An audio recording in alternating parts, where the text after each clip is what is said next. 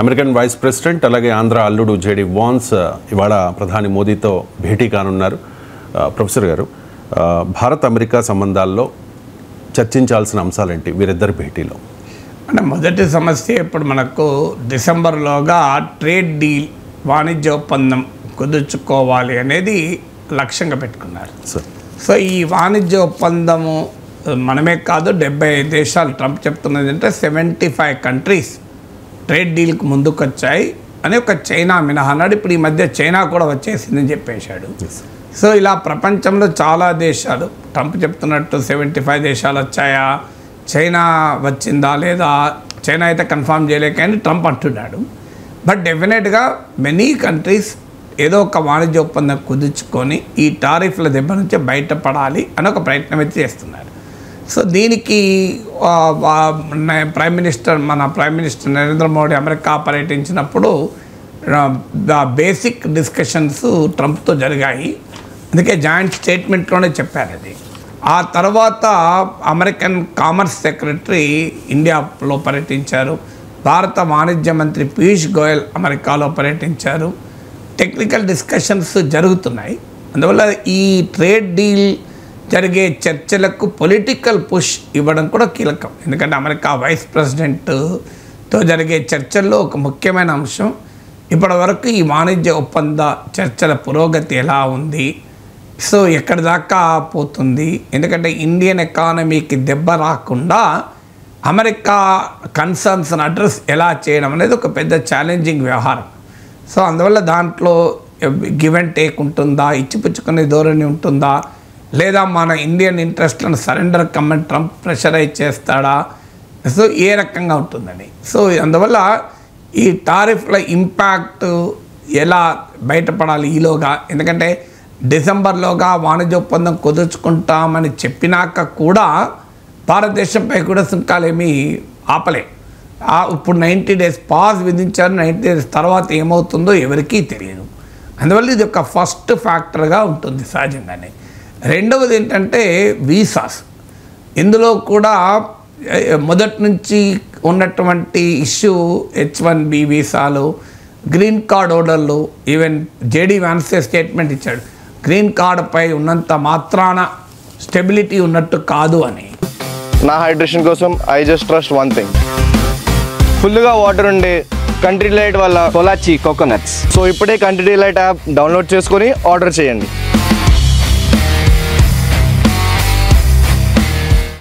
So అందువల్ల ఈ రకమైనటువంటి ట్రంపిష్ లాంగ్వేజ్, ట్రంప్ మాట్లాడే anti immigrant language J D Vance కూడా మాట్లాడుతూ వచ్చాడు. బీయింగ్ మన ఆంధ్ర అల్లుడు ఇంట్రొడక్షన్లో చెప్పుకున్నా,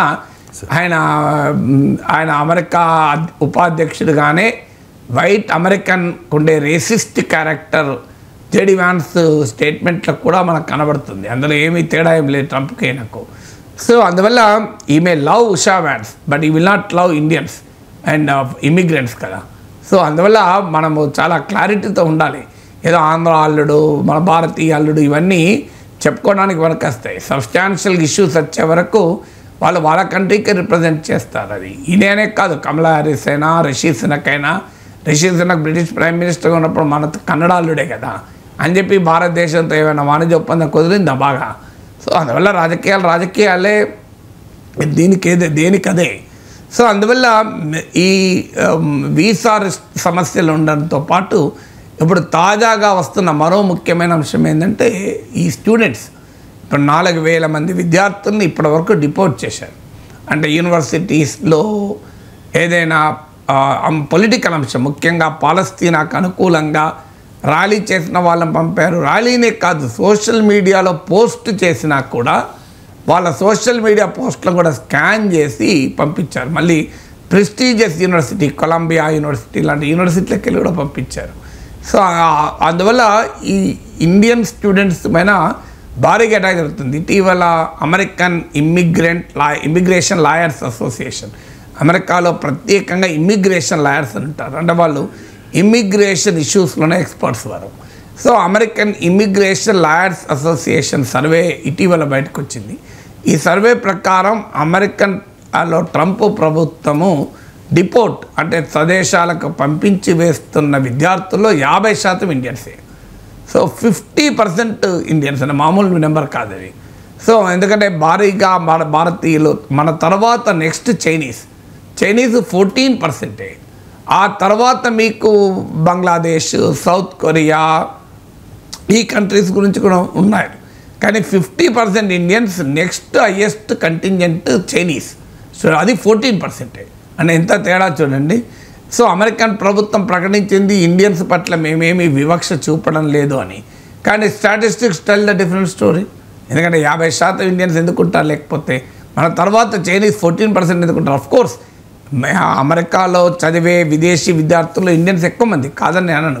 ఆ మాటకంటే చైనీస్ కూడా చాలా ఎక్కువ మంది. మరి వాళ్ళకన్నా ఎక్కువ మనని ఎందుకు పంపించేస్తున్నారు? సో అందువల్ల ఇదొక సెకండ్ ముఖ్యమైన అంశంగా ఉండవచ్చు. మూడవది, ఇండియాకు F-35 యుద్ధ విమానాలు అమ్ముతానని అమెరికా ప్రతిపాదించింది. కొనడానికి కూడా మనం ముందుకు వచ్చాం. వాస్తవంగా అమెరికా మిత్ర దేశాలైన కెనడా, ఈవెన్ యూరోపియన్ కంట్రీస్ కూడా F-35 విమానాలు కొనడం పైన అనుమానాలు వ్యక్తం చేస్తూ క్వశ్చన్స్ వ్యక్తం చేస్తున్నారు. క్యాన్సిల్ కూడా చేసుకోవడానికి ముందుకు వస్తున్నారు. కానీ భారతదేశం మాత్రం F-35 యుద్ధ విమానాలు కొనాలి అని ముందుకు వచ్చింది. ఎందుకంటే ప్రాబ్లం ఏంటంటే ఈ F-35 యుద్ధ విమానాలు కేవలం విమానం మనకి ఇచ్చినంత మాత్రం సరిపోదు. అది ఎఫెక్టివ్గా బ్యాటరీ ఫీల్డ్లో పనిచేయాలంటే అమెరికన్ సపోర్ట్ ఎప్పటికీ అవసరం. అమెరికా వాళ్ళ దగ్గర కిల్లర్ బ్రేక్ ఉంది అని కూడా, కిల్లర్ స్విచ్ అంటారు దాన్ని. అంటే అవసరం వస్తే దాన్ని ఆపేయగలుగుతారు అమెరికా వాళ్ళు, పెంటగన్ అని వార్త కూడా వచ్చింది. అఫ్కోర్స్ అమెరికన్ అధికారులు కాదంటున్నారు, కానీ ప్రామినెంట్గా మిలిటరీ జర్నల్స్లో కూడా, మీడియాలో కూడా వచ్చింది ఈ కిల్లర్ స్విచ్ అమెరికా దగ్గర ఉంటుంది అని. సో అందువల్ల F-35 యుద్ధ విమానాల వల్ల అమెరికా పైన ఓవర్ డిపెండెన్స్ ఉంటుంది అని మిత్ర దేశాలే అనుమానాలు వ్యక్తం చేస్తారు. అందుకే కెనడా వదులుకుంటుంది, కానీ ఇండియా కొనడానికి ముందుకు వచ్చింది. పోనీ మనం కొనడానికి ముందుకు వచ్చిన తర్వాత కనీసం అమెరికా మన దేశ భద్రతను దృష్టిలో పెట్టుకొని వ్యవహరించాలి కదా. పాకిస్తాన్కి F-16 ప్యాకేజ్ ఇచ్చారు. అంటే అంతకుముందు బైడెన్ ప్రభుత్వం $450 మిలియన్ ఇస్తే $393 మిలియన్ ట్రంప్ ఇచ్చాడు. మీరు గమనించండి, బైడెన్ ప్రభుత్వం తీసుకున్న ప్రతి చర్యను కాదనే ట్రంప్, ప్రతి నిర్ణయాన్ని పక్కకు పెట్టే ట్రంప్, ప్రతి విధానాన్ని రద్దు చేసే ట్రంప్, పాకిస్తాన్ విషయంలో మాత్రం ఏమీ తేడా లేదు. సో మనకు F-35 యుద్ధ విమానాలు ఇచ్చే పాకిస్తాన్కి F-16 యుద్ధ విమానాలు ఇస్తే ఏం మీనింగ్ అది? ఇద్దరు కలిసి F-35లో మనము F-16లో వాడు కొట్టుకోమనా? సో అందువల్ల ఇది ఒక కీలకమైన అంశం మనకు. నాలుగవది కౌంటర్ ఇన్సర్జెన్సీ, టెర్రరిజం. ఇటీవల తహవూర్ రానాను ఇండియాకు తీసుకొచ్చారు. చాలా పాజిటివ్ అంశం అది. పాజిటివ్ అంటే 17 ఏళ్ళ తర్వాత అమెరికా లాంటి ఒక డెమోక్రటిక్ కంట్రీకి తీవ్రవాద వ్యతిరేక పోరాటంలో మేము ముందున్నామని చెప్పే దేశం ఒక భయంకరమైన తీవ్రవాది ముంబై అల్లర్లలో ప్రత్యక్షంగా పాల్గొని అమెరికాలోనే అనుమానాస్పదంగా ఉండి, ఇక ఇండియాలో దాడే కాదు కోపెన్హేగన్లో దాడి వెనకాల కూడా ఉన్నారని అమెరికాలోనే ఆరోపణలు ఎదుర్కొన్న తహవూర్ రానా మనకు అప్పగించడానికి 17 years పట్టింది. ఇంత విచిత్రం చూడండి. ఇప్పుడు ఆయన డేవిడ్ హెడ్లీ, అసలు పేరు దావూద్ జిలానీ, డేవిడ్ హెడ్లీని ఇప్పటికీ కూడా పంపించడానికి అమెరికా సిద్ధపడడం లేదు. కారణం ఏంటంటే వాడు పాకిస్తాన్కు లష్కర్-ఇ తోయిబాకే కాదు, అమెరికాకు CIA కూడా ఏజెంట్గా పనిచేశాడు. మరి డేవిడ్ హెడ్లీని ఎందుకు అప్పచెప్పడం లేదు? డేవిడ్ హెడ్లీకి సహకరించాడన్న పేరిట తహవూర్ రానాను ఎక్స్ట్రాడేట్ చేశారు. విచిత్రం ఏంటంటే డేవిడ్ హెడ్లీకి సహకరించిన తహవూర్ రానాని భారత్కు అప్పగించిన అమెరికా డేవిడ్ హెడ్లీని మాత్రం అప్పగించారంటారు. సో అందువల్ల ఇలాంటి ఇష్యూస్ ఉన్నాయి. బహుశా ఇవన్నీ చర్చకు రాకపోవచ్చు. లాస్ట్ 2 అంశాలు మీకు F-16, F-35 మన భారతదేశమే అంత గట్టిగా దాన్ని ఏమీ అబ్జెక్ట్ చేయలేదు ట్రంప్తో మాట్లాడినప్పుడే. అందువల్ల JD వాన్స్తో ఎందుకు మాట్లాడతాం? మనమే అబ్జెక్ట్ చేయకపోతే అమెరికాతో చర్చలు ఎక్కడిది? మన కన్సర్న్ వ్యక్తం చేస్తాం, వదిలేసాం అంతే. అందువల్ల డేవిడ్ హెడ్లీ విషయంలో కూడా ఎలా దాన్ని రైజ్ చేస్తారో డౌటే.